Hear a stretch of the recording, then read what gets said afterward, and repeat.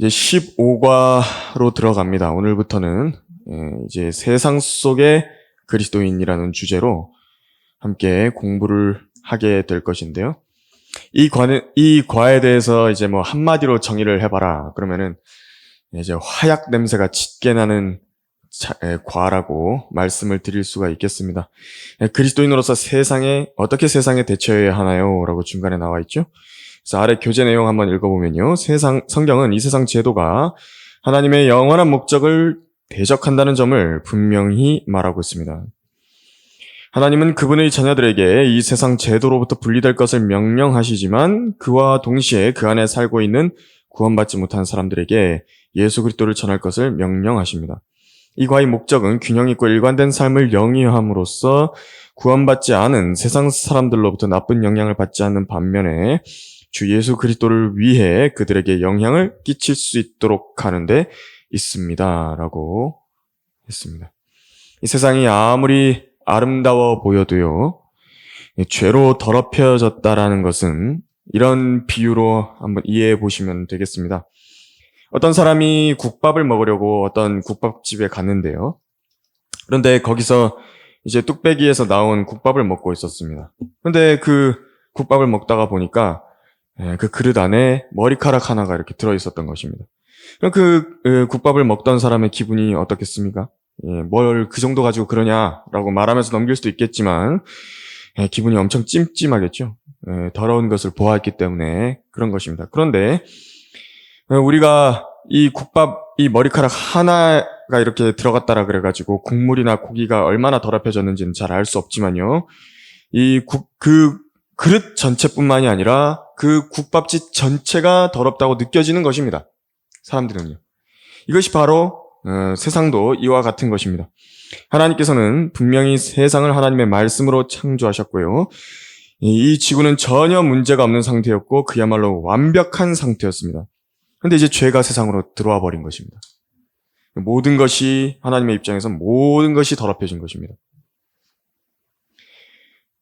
지난번에 한번 보니까 이 비닐하우스인데 요즘에는 무슨 스마트팜이라 그래가지고 그 안에 이제 재배하는 작물들을 이렇게 자동적으로 제어해가지고 뭐 온도라든지 습도라든지 이런 걸 맞춰주는 역할을 하는데 중요한 게 이제 방제까지 뭐 해준다고 하더라고요. 그래서 이렇게 해충들이나 이런 게 들어가지 못하도록 하는 것이 이제 제일 큰 목적 중에 하나이기도 한데 거기에 이렇게 조그마한 파리 하나가 이렇게 들어가도요. 그 수천 평 되는 이 하우스로 되어 있는 대지가요. 순식간에 망가진다 그럽니다. 이 벌레 하나가 들어가면 거기에서 이제 벌레 하나가 낳을 수 있는 알이 200에서 300개가 되는데 이제 거기에서부터 나와가지고 이제 전체가 다 벌레들로 가득 차서 작물들을 다 더럽혀버리는 것입니다. 특히 우리가 지금 배우는 과에서 이 세상이라고 말한다면 여기서 말한 대로 세상 제도를 주로 말하는 것이긴 합니다만 어쨌든 세상 전체가요. 죄로 더러워졌기 때문에 하나님께서는 어떻게 그 결과를 말씀하셨냐니까 불로 침례를 줄 것이다 이렇게 말씀하신 것입니다. 불로 살라버리시는 것입니다. 더러워졌기 때문에 전체를요. 이 세상 제도에 대해서 좀 이야기를 해보자면요. 국가의 어떤 헌법이라든지 어떤 시스템이라든지 그런 것이죠. 죽음의 세력을 가진 마귀에 의해서 통제가 되는 것입니다. 죄가 세상으로 들어왔다 이렇게 말씀을 드렸는데 자연적으로 뭐가 같이 따라서 들어왔냐고 성경이 말씀하셨냐니까 사망이 함께 따라서 들어왔다라고 말씀하셨습니다. 이런 연유로 한 사람에 의하여 죄가 세상으로 들어오고 그 죄에 의하여 사망이 왔으니 그리하여 모든 사람이 죄를 지었으므로 사망이 모든 사람에게 전달되었느니라 이렇게 말씀하신 것입니다. 사람들은 죄에 감염이 됐습니다. 그래서 그 감염된 사람은요, 사망의 주관하에 있는 것입니다. 사망은 무엇으로 그럼 사람들을 통제하냐니까 두려움으로 통제를 하는 것입니다. 마귀는 죄와 사망과 죽음을 두려워함으로 사람들을 노예로 만들어가지고 다루기 시작한 것입니다. 그래서 세상 제도는 바로 이 기반 위에 세워져 있습니다. 죄와 사망과 죽음의 두려움이라는 것 위에 세워져 있는 것이 세상 제도입니다. 예를 들어서요, 한 나라의 제도들도 마찬가지인데요. 나라가 왜 세금을 걷겠습니까? 나라의 경계를 지키기 위해서 세금을 걷습니다. 왜 나라의 경계를 지키는 것이 필요합니까? 외부에서 전쟁을 일으켜가지고 사망을 가지고 올 수 있는 사람들이 있기 때문에 그런 것입니다. 군대가 필요한 이유가 있고요. 그리고 또 경찰력이 필요한 이유가 있는 것인데, 왜냐하면 그 나라 사람들을 죽이려고 하는 외부 세력, 내부 세력으로부터 지키기 위한 것입니다. 사망이라는 것이 있으니까 바로 침략이나 이런 불의한 일을 당했을 때 사람이 죽을 수 있게 되는 것입니다. 그러니까 나를 지키고 가족을 지키기 위해서 강력한 힘이 필요한 것이고, 이 싸움을 위한 조직적이고도 체계적인 군대가 있어야지만 이 보호가 가능했던 것입니다. 그래서 국가 차원의 범죄 예방, 곧 경찰력도 강화되어야 할 필요가 있었고요. 그래서 내부에서 또 이제 살인과 도둑질이 일어나기 때문에, 또 강력한 범죄들이 일어나기 때문에 이렇게 경찰력도 강화되어야 되고, 이 역시도 세금으로 운영이 되는데 다 세상 제도들입니다. 사람에게 어쩔 수 없이 발생하는 이런 죄의 문제 때문에 하나님께서 허락하시는 그 뜻 가운데서 바로 우리 위에 권세자들이라는 것을 허락하신 것입니다. 허락하신 뜻 가운데서 사망이라는 것이기 때문에, 사망의 두려움이라는 것이기 때문에 바로 행정관들을 허락하셨고 또 권세자들을 허락하셔서 나라를 치리하게 하셨습니다. 이 죄의 감옥이 돼버린 세상을 이제 그들에게 대리로 운영하게 하신 것인데요. 이 권세를 갖고 있는 자들이 있는데 이들의 주인은 제일 꼭대기에 누가 있냐고 하니까 교도소장이라고 불리는 바로 죽음의 세력을 가진 마귀입니다. 죽음의 세력을 가진 자 마귀라고 성경은 말씀하고 있는 것입니다. 성경은 마귀를 가리켜서 이 세상 통치자다 이렇게 말씀을 하셨고요. 이 세상의 신이라고 말씀을 하셨습니다. 그는 그의 권세를 이용해서 믿지 않는 사람들의 마음을 어둡게 만드는데, 그렇게 해서 하나님의 형상이신 그리스도의 영광스러운 복음의 광채가 그들에게 비치지 못하게 만드는 것입니다. 이게 비치면요, 죄를 없애고요, 사망을 없애고요, 죽음의 두려움을 없애버리는 것입니다. 그러니까 그것만 비치지 못하도록 하고 자기 수하에서 그들을 관장하는 일을 하는 것입니다. 그래서 어떻게 하냐니까 세상 제도를 복잡하게 만들기 시작합니다. 보기 좋게 만듭니다.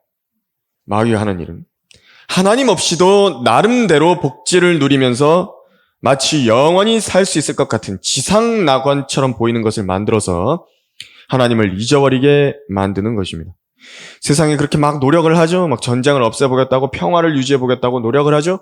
그렇지만 지금까지도 계속해서 전쟁은 일어나고 있고 허울뿐인 유엔만 있는 것입니다.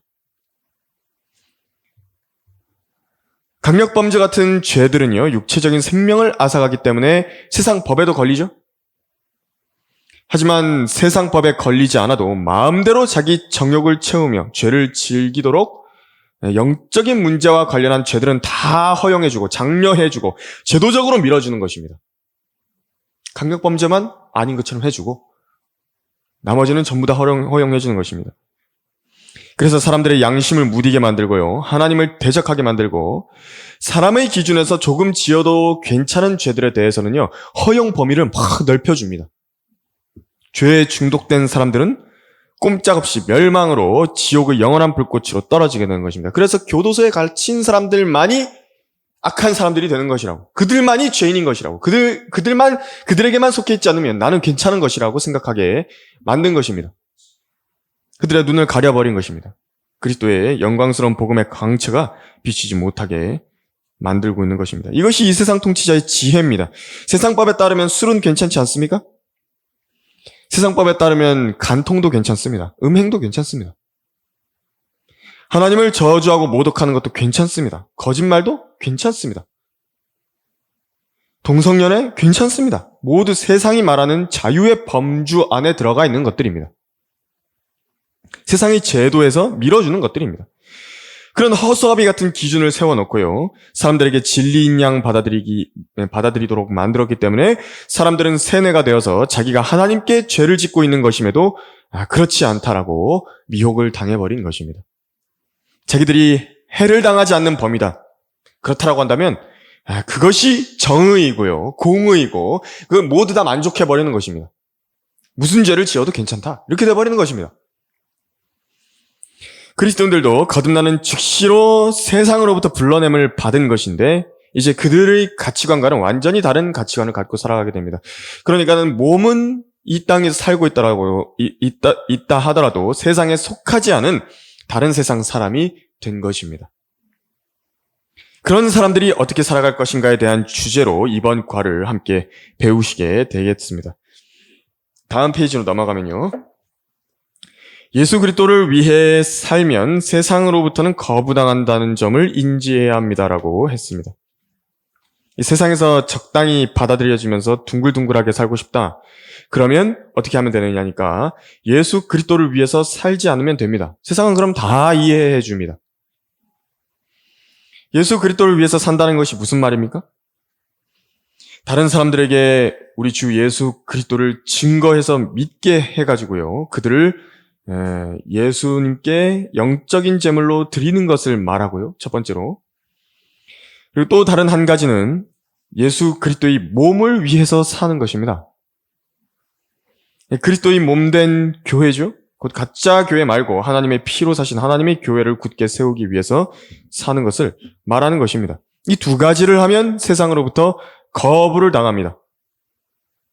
다음 교재 내용을 보면요. A번에서 예수 그리스도께서 거부당하셨기 때문에 당신 또한 거부당할 것입니다. 라고 했습니다. 요한복음 15장 18절에서 21절이 나와 있는데 한번 찾아보시겠습니다. 요한복음 15장입니다.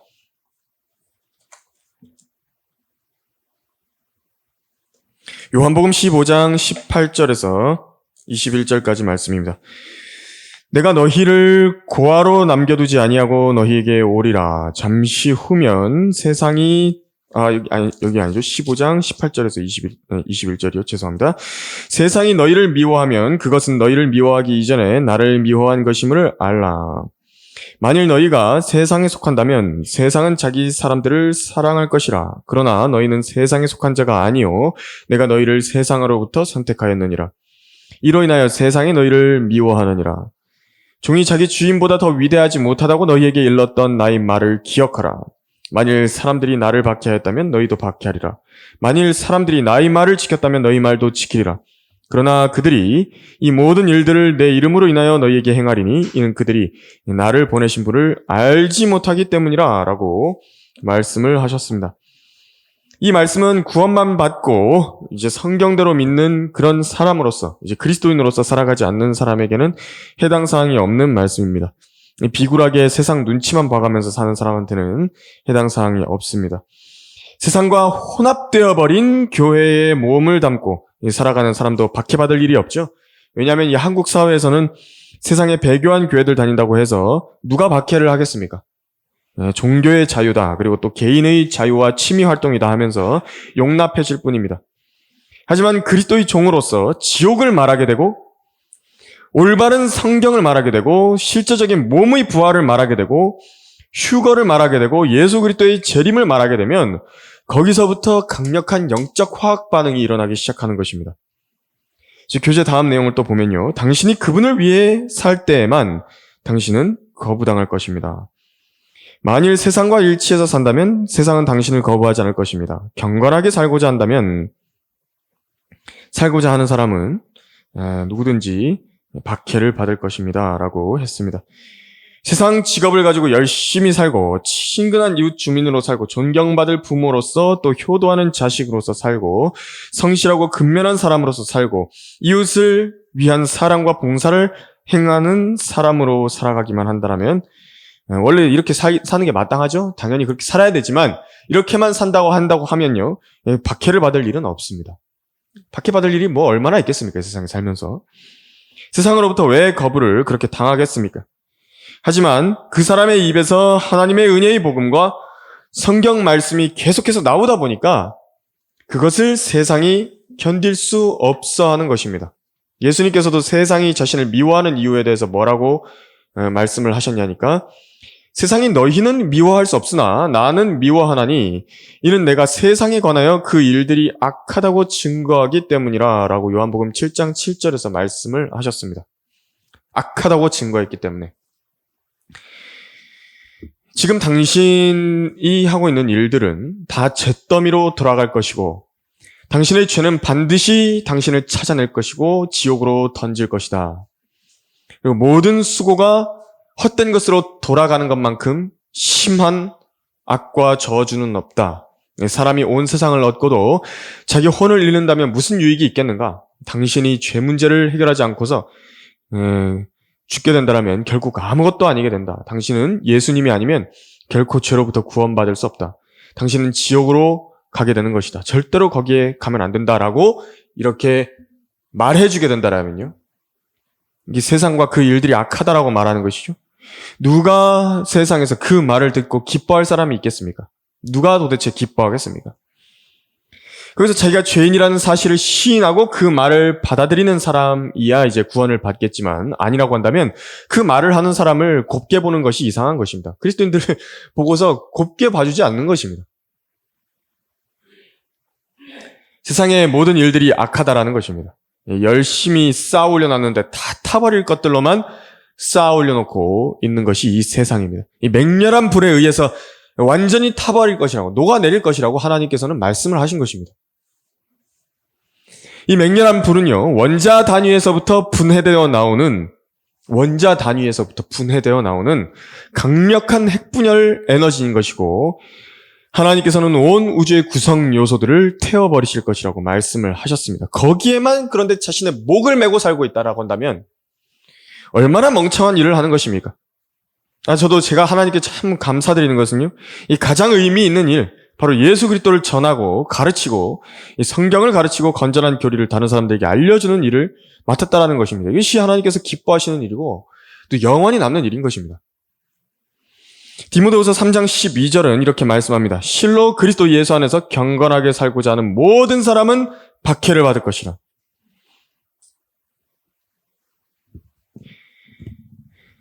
신천지나 사이비 이단 종파에 속한 사람들이 많이 있죠.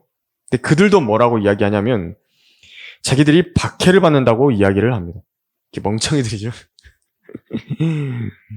자기들이 자기 잘못으로 인해 박해를 받는 것과 또 성경에서 기록한 진짜 선한 일들을 위하여 박해받는 것과는 다른 일입니다. 완전히 다른 이야기입니다. 성경에 기록된 진짜 선한 일들을 행하는 것이요, 하나님을 기쁘시게 해드리는 일들이고, 이것만이 의미 있는 박해로 하나님께서 인정하시고 기억하시는 것들입니다. 하나님의 은혜의 복음을 전하러 나갔다가 모욕을 당했다라든지 몸싸움을 당했다라든지 조롱을 당했다라든지 땀을 흘려서 고생을 하고 땡볕에 타고 눈에 화상을 입고요, 이 발이 아프고 다쳤다든지 하는 것은요, 하나님께서 인정하시는 고난이고 박해인 것입니다. 하나님께서 자신의 피로 사신 하나님의 교회를 섬기다가 그렇게 됐다. 그럼 그것 역시도 하나님께서 기뻐하시는 일이고 인정하시는 박해입니다. 이런 종류가 자기가 그런 일을 사실 당할 필요가 없는데 바로 예수 그리스도의 이름을 위해서 그렇게 고난들을 당한 것입니다. 이것을 제외한 나머지는요, 나머지 일들은 다 자업자득인 박해입니다. 다음 교재 내용 넘어가 보면요, 2번 누가 나를 거부할까요? 라고 했습니다. A번 당신을 가장 많이 거부할 사람들은 당신과 매우 가깝고 당신을 가장 잘 아는 사람들, 즉 당신의 친구, 가족, 직장 동료, 친척들이라고 했습니다. 여기 계신 분들은 아마 다 경험들이 있으실 것입니다. 성경만 얘기하면 제발 성경 얘기만큼은 하지 말라고, 그 이야기는 하지 말라고, 성경 말고 다른 걸로 좀 이야기해보라고 그렇게 이야기를 하는 것입니다. 나에게 성경 말씀 보내지 말라고, 나한테 성경으로 이야기하지 말라고.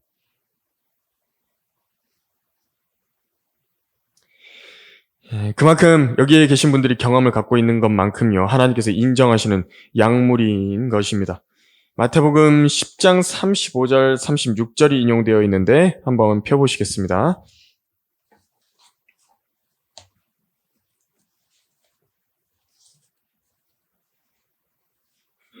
마태복음 10장 35절, 36절까지 말씀입니다. 내가 온 것은 사람이 그 아버지와 딸이 그 어머니와 며느리가 그 시어머니와 서로 대적하게 하려 함이니라. 사람의 원수들은 그의 가족 중에 있으리라 라고 말씀하셨습니다. 이 말씀은 이제 복음으로 인해서 대적관계가 일어난다는 말씀이지, 자기가 개인적인 관계가 좋지 않은 부분을 덮어버리기 위해서, 엄호하기 위해서 적용하면 안 되는 구절입니다. 예수님을 증거하면요, 대적을 당한다는 것에 초점을 둬야 됩니다. 이 복음 말고 다른 이유로 가족들과 척을 져야 된다, 이런 말은 아닙니다. 그래서 우리가 가까운 사람들로부터 이렇게 배척을 당할 것이라는 말씀을 성경은 미리 말씀하시고 있습니다. 또 교재에 인용된 다음 구절은 마가복음 6장 4절만 한번 살펴보겠습니다. 마가복음 6장 4절에서요. 이것은 예수님도 피해갈 수 없었던 문제였습니다. 마가복음 6장 4절에서 그러자 예수께서 그들에게 말씀하시기를 선지자가 자기 고향과 친척과 자기 집을 제외하고는 존경을 받지 않는 곳이 없도다고 하시니라. 주님께서도 구약의 율법 시대 시절에서부터 많은 선지자들을 일으키셔서 예언을 하게 하셨습니다. 하나님의 말씀을 전하라고 하셨는데 그렇게 지켜보신 결과로 결론을 내리신 것입니다. 본인도 직접 경험을 하신 부분입니다. 하나님의 말씀을 전하는 선지자들이 어디를 가나 존경을 받는데 유독 가까운 사람들로부터는 존경을 받지 못하더라, 이 말씀인 것입니다. 예수님도 예외가 되지 않으셨던 것입니다. 초림 때 선지자로서 사역을 하고 계셨는데 가까웠던 사람들이 예수님에 대해서 그가 미쳤다고 말하면서 데려가려고 한 것입니다. 왜냐하면 그 사람들이 보기에는 자기의 보통 생활과 똑같기 때문에 이 사람 사는 게 그렇게 크게 다르지가 않거든요. 그래서 그 선지자를 보니까 자기가 가까이서 이제 생활하는 입장에서 보니까는 하나님의 말씀을 전하는 사람들이 저렇게 한다고? 라고 생각을 한 것입니다. 그래서 이제 보통 사람과 별로 다를 바가 없다라고 이제 생각을 하게 된 문제인 것인데요. 그러다 보니까는 주변에 있는 사람들이 여러 가지 또 인간 관계들이 엮여 있죠. 그러니까 아주 인간적인 부분만 육신을 따라서만 그 선지자나 하나님의 말씀을 전하는 사람이다 이렇게만 바라보는 것입니다. 이게 근데 인간적인 한계가 있는 것입니다. 인간의 육신의 안목이라고 하는 것이. 그래서 이런 문제가 있었던 것인데, 그래서 카퍼나움이라든지 코라신이라든지 베세다라든지 모두 갈리 지방에서 예수님께서 많이 활동하셨던 장소였습니다. 근데 이제 주님의 12 제자들도요, 그 중에서 이제 많은 출신의 이 장소였는데, 그들이 바로 많은 기적들과 표적들을 보았음에도 불구하고 예수님을 거부했던 것입니다. 그래서 그로 인해서 더 큰 저주를 언급받기도 하는 것입니다. 성경대로 믿고 실행하는 신실한 그리스도인이 자기 주변에 있다. 이것은 큰 복이고 은혜이기도 하지만요. 그 사람들의 말에 잘 경청하면 복이지만 대적하고 반대하고 공격하면 오히려 더 큰 화를 입게 되는 것입니다. 그래서 이제 어느 정도 이걸 알고 있다라고 한다면 그 사람을 보는 게 아니라 그 사람의 입에서 나오는 말을 들어봐야 되는 것입니다. 그 사람의 입에서 나오는 말을 판단할 수 있는 판단력을 갖고 있어야지 사람을 보고 있으면 누구라도 그렇게 실족할 수 있는 것입니다. 다음 교재 내용 보면요. B번 넘어가서 구원받지 않은 사람들이 당신을 거부할 것입니다. 제1과에서 말한 두 종류의 영적 가족은 서로 잘 지낼 수 없습니다. 라고 했는데요. 갈라디아서 4장 29절인데 제가 읽어드리면요. 그런데 그때 육신을 따라 난 자가 성령을 따라 난 자를 박해하였던 것처럼 지금도 그러하도다. 라고 말했습니다. 아브라함이 여종 하갈에게서 낳은 아들 이스마엘이 있었습니다. 근데 이제 사라에게서 낳은 약속의 아들 이삭도 있었죠. 그런데 이삭이 나온 다음에 어떻게 되냐니까 이스마엘이 이삭을 조롱하고 있었던 것입니다. 그것을 보고 이제 사라가 아브라함에게 이스마엘과 여종을 쫓아내셔야 된다라고, 이들은 함께 거할 수 없다라고 아브라함에게 이야기합니다. 그때 보여주었던 그림은 이제 계속해서 다시 반복이 되는데 바울을 통해 인용이 될 때에 지금도 그러하도다 이렇게 이야기한 것입니다. 그런데 그때 육신을 따라 난 자가 성령을 따라 난 자를 박해하였던 것처럼 지금도 그러하도다. 이 말씀은 1차적으로 거듭나지 못한 행위 구원을 주장하는 자들, 곧 믿음으로 말미암아 예수 그리스도의 은혜로 구원받지 못하고 자기 힘과 능력으로 구원을 받아야 된다라고 말하는 자들이요, 그리스도인들을 박해하는 것, 그러니까는 믿음으로 구원받은 사람들을, 믿음으로 말미암아 은혜로 구원받은 사람들을 박해하는 것을 들어서 하는 말씀인데, 이제 구원받은 사람들에게도 적용이 됩니다. 왜냐하면 그리스도인들은 이 세상 사람들에 대해서 우리는 육신적인 방법을 동원해서 박해하지 않습니다. 우리는 그들을 괴롭히거나 조롱하거나 모욕을 준 적이 없습니다. 그런 그리스도인 본 적 있으십니까? 항상 우리는 당하는 입장이지 보복을 가하는 입장은 아닙니다. 그리고 그렇게 살다 보면 예수님의 이름으로 인해서 계속해서 그 악한 이 육신을 따라서 난 자들로부터 이렇게 박해를 당하게 되는 것입니다. 그래서 이렇게 육신을 따라서 나온 그 일들은 계속해서 그 사람을 괴롭히는 것입니다. 그 열매는 성별되기 전까지는요, 계속해서 그 사람을 괴롭히게 되는 것입니다. 다음 교재 내용 보면요, 10번에서 사회가 당신을 거부할 것입니다 라고 했습니다. 현 세상 제도의 속성과 노정은 하나님을 대적합니다. 세상으로부터 오는 거부는 아주 미묘하게 문학, TV, 라디오 등 미디어를 통해서 전달이 됩니다. 당신은 그러한 것들을 하나님의 말씀에 비추어 판단해야 합니다 라고 했습니다. 그 아래에 인용된 구절에서요, 야고보서 4장 4절만을 한번 찾아보겠습니다. 야고보서 4장 4절에서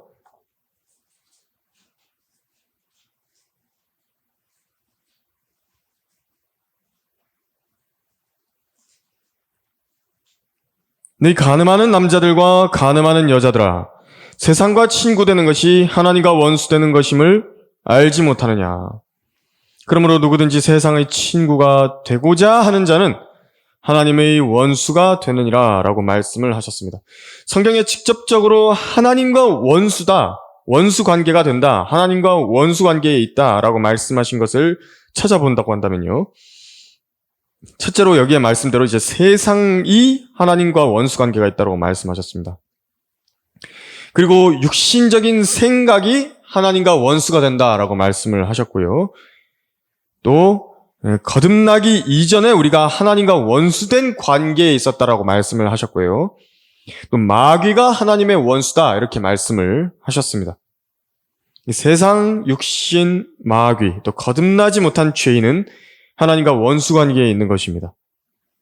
특히 방금 읽은 본문에서 이 세상이라고 한다면 세상 제도를 1차적으로 말씀하시는 것입니다. 세상에서 만들어낸 작품들을 말씀하는 것인데, 이들의 저변에 깔려있는 그 가치관이라고 하는 것은 이것입니다. 그 제도들과 작품들을 만들어낼 때 어떤 마음의 상태를 가진, 어떤 영적 상태를 가진 사람들이 이것을 결과물로 만들어냈냐라고 하니까, 전능하신 하나님께서는 제발 우리를 멀리 떠나가 주십시오 라고 하는 그 마음 안에서 만들어진 것들입니다. 전부 다. 인간들이 하는 일에 제발 관여하지 말아 주십시오 라고 말하는 것이 세상의 작품들이 말하고 있는 것입니다. 그래서 그것이 이 사람들이 잘 눈치채지 못하게 미묘하게 다 그곳에 배어있고 깔려있는 것입니다. 그 배경에 그런 것이 이미 깔려있는 것이죠. 그래서 혹자가 말합니다. 세상이 생산해낸 그래도 건전한 책들이라든지 다큐멘터리라든지 여러 가지 기사들이 있지 않냐. 그래서 이것들은 건전한 것이 아니냐고 하면서 마음을 탁 놔버리는 것입니다. 마음을 확 놔버리는 것입니다. 세상 사람들 중에서도 좀 건전해 보이는 사람들과 사귀면서 이 사람들은 그래도 완전한 그런 악인들은 아니지 않느냐라고 하면서 그들과 교제하는데 마음을 이렇게 탁 놔버리는 것입니다. 이게 마귀의 계략입니다. 무장해제를 시켜버리는 것이죠. 기본적으로 성경대로 믿는 그리스도인이 아닌 이상이야 그들과 그들의 가치관과 그들의 정신, 그들 안에 있는 그들의 영으로부터 나온 결과물들, 그들의 입으로부터 나온 말들은요, 은연중에 하나님은 없다. 또 하나님 없이 인간끼리 무언가를 성취할 수 있다. 하나님을 배제하고 우리끼리 무언가를 조금 해보자. 이런 전제를 기반으로 그 방향이 전개돼서 나간다라는 것입니다. 그래서 성경 외의 세상의 것들에 많이 매료되는 시간이 많아지면요, 자신도 모르는 사이에 저기가 그들의 생각에 동조를 하게 되는 것입니다. 그러면 이제 하나님과의 원수 관계로 들어가는 것입니다. 하지만 세상에 몸담고 사는 이상 세상이 만들어내는 것들, 심지어 글을 지어놓은 그런 문장 하나하나까지도 이게 보지 않으면서 살아갈 수 없죠. 우리는 그런 사람들입니다. 지금 세상에 몸담고 있기 때문에요. 그런 것이 현실이기 때문에 지속적으로 매일같이 세상의 때를 제거하는 것이고 성경을 다시 펼쳐서 읽는 것이고 하나님의 말씀 가운데서 묵상과 그 암송과 공부 그리고 또 그 하나님의 말씀으로 기도를 드림으로써 자신을 계속해서 정비하고 점검하고 깨끗하게 씻는 것입니다. 그래서 나는 괜찮겠지, 이 정도는 괜찮겠지 하는 것은요, 지금 방금 읽었던 그 말씀, 세상과 친구 되는 것이 하나님과 원수 되는 것이라는 이 말씀을 사실은 실제적으로는 믿지 않는 것입니다. 이 말씀에 유의하지 않는다라고 한다는 것은요. 그래서 주님의 제자라고 하는 사람들이 이런 사태의 심각성을 간과하면서 살아가는 것입니다. 이게 제 말이 아니고요. 이제 성경 말씀이 그렇게 누구든지 세상과 친구 되고자 하면 하나님의 원수가 된다라고 그렇게 딱 잘라서 말씀하고 계신 것입니다. 그래서 우리가 이런 부분들이 이제 자신 안에 이제 습관으로 잘 잡혀야 되는 것은 하나님과의 그런 긴밀하고 개인적인 그런 교제가 매일같이 지속될 수 있도록 그렇게 훈련을 하는 것이고 또 하나님께 다가서도록 노력하는 것입니다. 우리 모두가 다 그런 사람들이 되어야겠습니다. 오늘 여기까지 하고요. 다음 시간에 세상 속의 그리스도인 더 이어서 하도록 하겠습니다.